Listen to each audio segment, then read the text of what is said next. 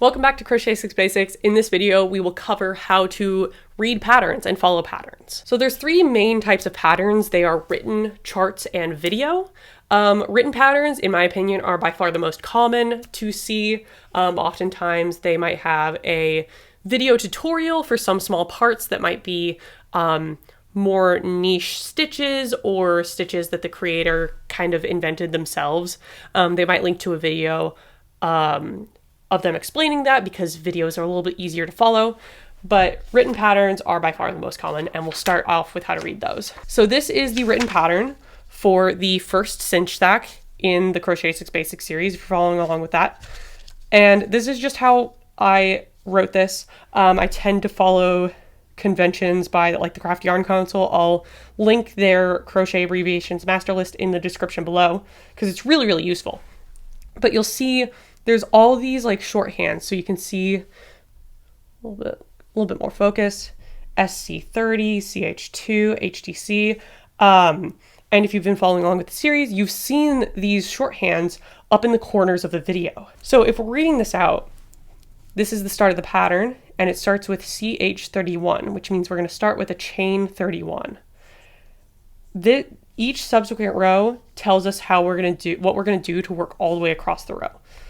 So they'll start with starting in the second chain from hook. We're going to single crochet 30. So we have our chain that's one more than our length of single crochets. We're going to work all the way across. It's also got these turning chains. So chain 3 turn is basically telling you how tall your turning chain needs to be. And then these brackets like this with a ×5, note that this set of stitches right here, you're going to work that pattern 5 times across your row.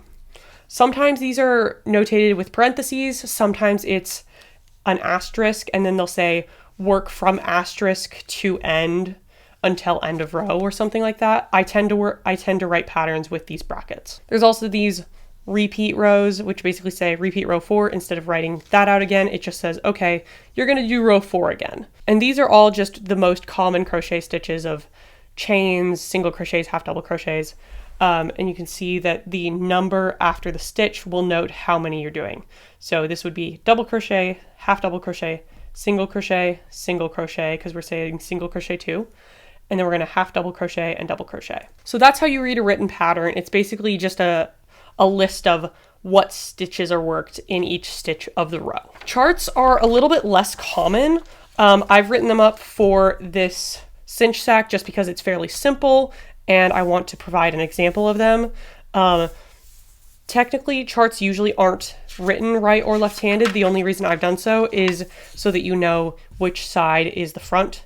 So this one is the left-handed chart, this one's the right-handed chart. They're just mirrored is all. And the starting point is noted.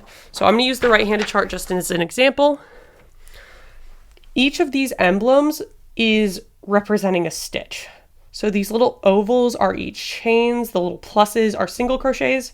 These T's without the bar between them are half double crochets, and these T's with the bar on them are double crochets. Each of these emblems is fairly standardized. Sometimes a single crochet will be like an X instead of a plus, but these emblems are fairly standardized. These are often used for things like lace work or things with a lot of repeats, stuff that's fairly small with a lot of repeats. I have seen them used for stuffies, but I don't tend to like them. If they're being used for stuffies or amigurumi, they're a little bit hard to read for a 3D shape rather than a flat one. But this is a visual representation of every stitch in the pattern. And then a video tutorial, in my opinion, is kind of like a video version of a written tutorial. In the ones I've seen, they'll often say they'll have the written version somewhere on the screen itself. But it's a little bit easier for beginners, in my opinion, because you can watch somebody go along and say, okay, so we're going to make our starting chain of 30 or 31, and you just watch them do that. And then they'll say, okay, so now we're going to single crochet across. And if you forget what a single crochet is, you can watch them do the motions of a single crochet, which can be pretty helpful if you're just starting out, need reminders of what stitches are what and everything like that. But written patterns are nice because you're not reliant on a video. You can kind of have it off to the side while you're doing something else. in my personal opinion. So if you're following along with the cinch sack pattern for this course, I've provided it in all 3 versions. We have the video version, we have the written version, which is here, and the written version and the chart are in the same PDF. So that'll be available on my website in the description below if you want to go download that, completely free.